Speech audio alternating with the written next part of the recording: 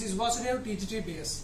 Today we are going to discuss respiration, an important life process. So before going into the topic, let me ask you a question. Children, from where do you get energy?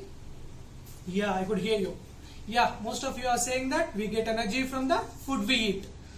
You're partially correct. But that food needs to be oxidized in order to get energy. So that is the process of respiration. You may eat food. The food is the source of energy. From that food, the energy will be liberated when oxygen is added to it. So that is respiration. So simply, food should be broken down with the help of oxygen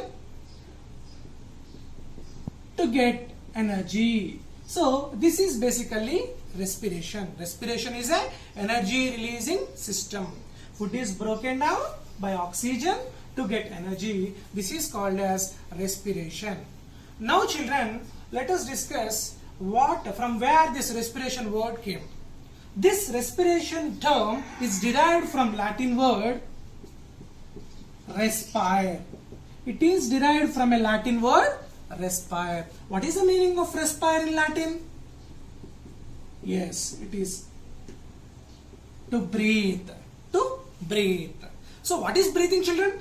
Yeah, let me show you what breathing is. All of you, yeah, take a deep breath inside.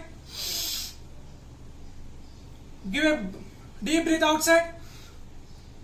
Both these together are called as breathing. The process by which we take in air is called as inhalation. The process by which we give out air is called as exhalation. Both these processes are called as breathing. Is breathing and respiration one and the same? Not, children. Breathing is just a part of respiration. Breathing is just inhaling and exhaling gases. But respiration is breaking down of that food molecule in each and every cell by oxygen to get energy. This is at cellular level. But breathing is just taking in air and giving out air. So dear children, breathing is just a part of respiration. Respiration is a little more complex than breathing. Yes children, before we go deeply into the topic, let us discuss about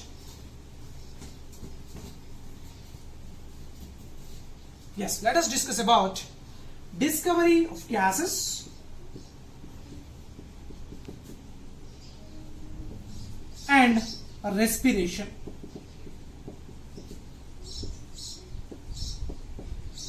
Yes, my dear students, during 14th century, most of the scientists or most of the people don't know what respiration is.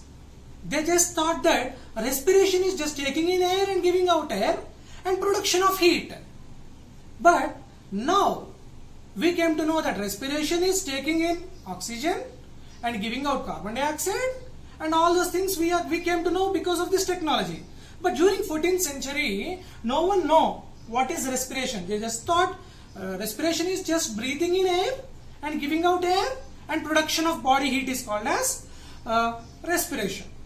During 18th century, two famous scientists, Priestley and Lavoisier, conducted a series of experiments to study about the property of gases and how the gases exchange is going on inside the body. So these two scientists have conducted many experiments during 18th century to know about the exchange of gases. So today we will discuss about experiments of Lavoisier.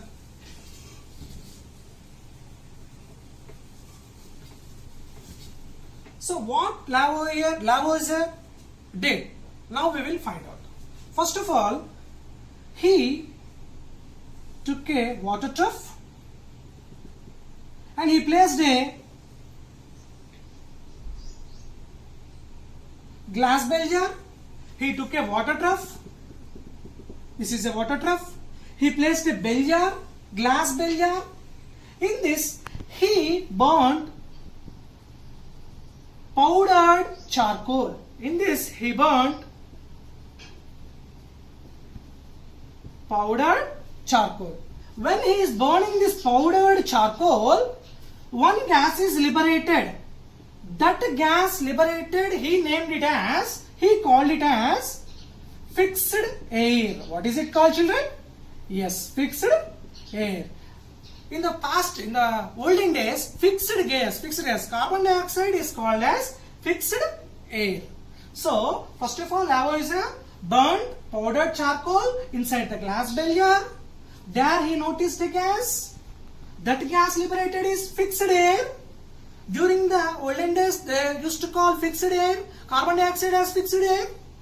Yes, this is one of the experiment. And next what he did means, he took the similar apparatus and he burned phosphorus. Similar apparatus, he took a water trough, he took a glass beaker. Now he took phosphorus. What did he take, children? Yes, phosphorus. Now he burned this phosphorus. While he was burning phosphorus, after burning phosphorus, he thought that something is mixing with the phosphorus. Something is enabling the phosphorus to burn. So he called it something, and he called it something which is added to phosphorus as the air itself, or elastic fluid present in the air, or respirable air, or air responsible for burning. Air responsible for burning. Yes, children. So Lavoisier, in the similar apparatus, he took phosphorus, he burned phosphorus, and he came to know that while he was burning phosphorus, a gas, an air, elastic fluid is responsible for making phosphorus to burn. This he identified by his experiments. By these two experiments, Lavoisier identified.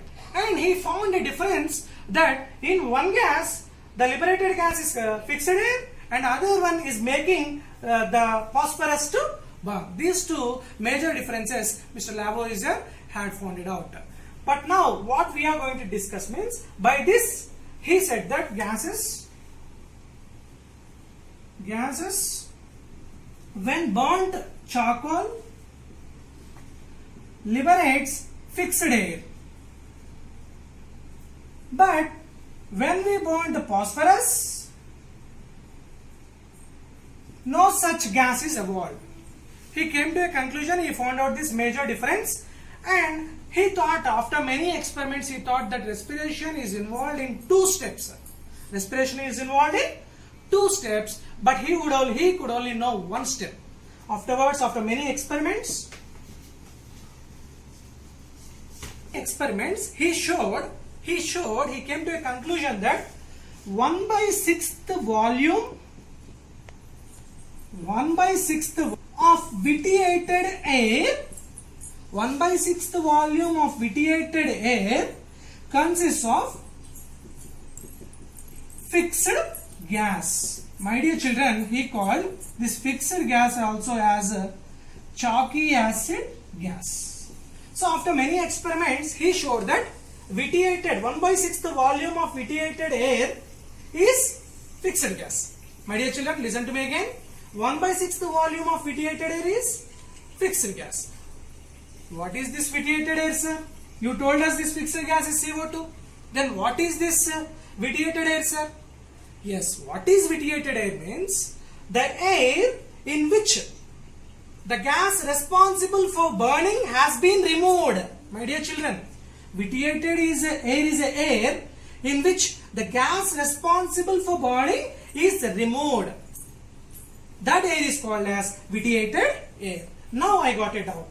How to get normal air? How to get a normal air or common air from this vitiated air? How to get normal air or common air from this vitiated air? It's simple. We have to add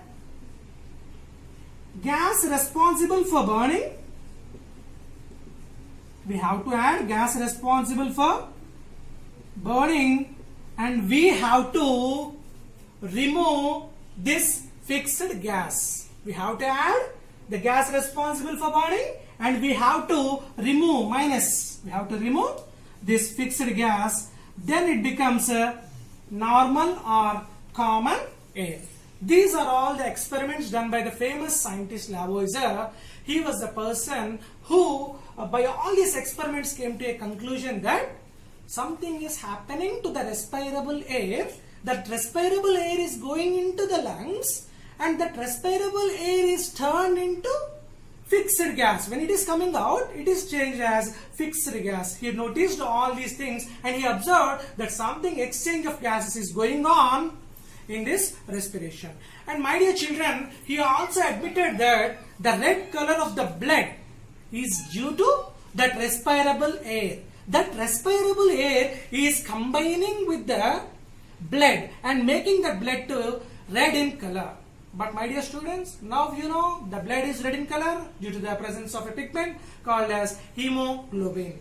But olden days they used to think that this respirable air caused the blood to be red in color. Thank you so much.